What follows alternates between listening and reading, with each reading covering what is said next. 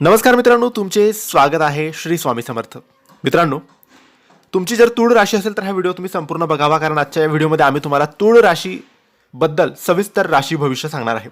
मित्रांनो, तुमचे काही प्रश्न असतील, काही तुम्हाला मार्गदर्शन हवं असेल, पत्रिकेतील दोष जाणून घ्यायचे असतील, करिअर, नोकरी, व्यवसाय, लग्न, नात्यातले प्रॉब्लेम्स, शैक्षणिक प्रॉब्लेम्स, करिअरमधले प्रॉब्लेम्स, जेही काही गोष्टी असतील, पत्रिका बघून दोष जाणून घ्यायचे, त्यावर सेवा करायची, उपाय करायचे, आयुष्य सुखकर करायचं, अशा गोष्टींबद्दल माहिती जाणून घ्यायची असेल तर आम्हाला दिलेल्या व्हॉट्सॲप नंबरवर तुम्ही मेसेज करू शकता.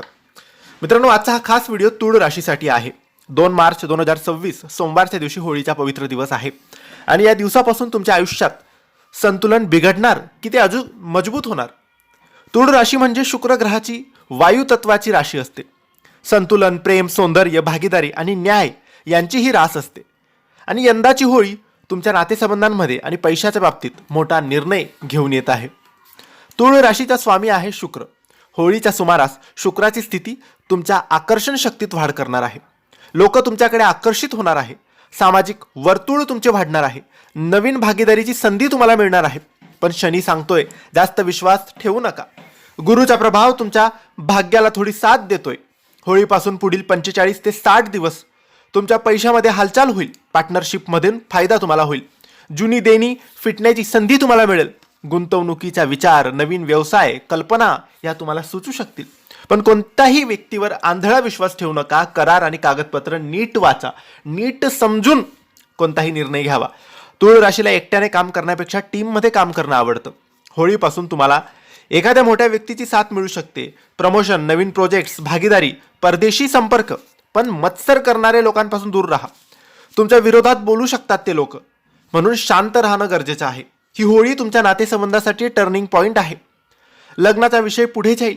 जुने गैरसमज दूर होतील. एक्स पार्टनरचा संपर्क वाढेल. पण निर्णय भावनेतून घेऊ नका.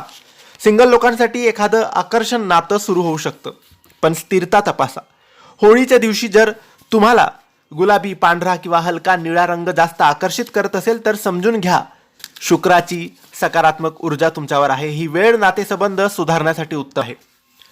किडनी, त्वचा, हॉर्मोनल संतुलन, ताण या गोष्टींकडे विशेष लक्ष द्यावे. शुक्रवारी ओम श्री महालक्ष्मी नमः या मंत्राचा जप करावा.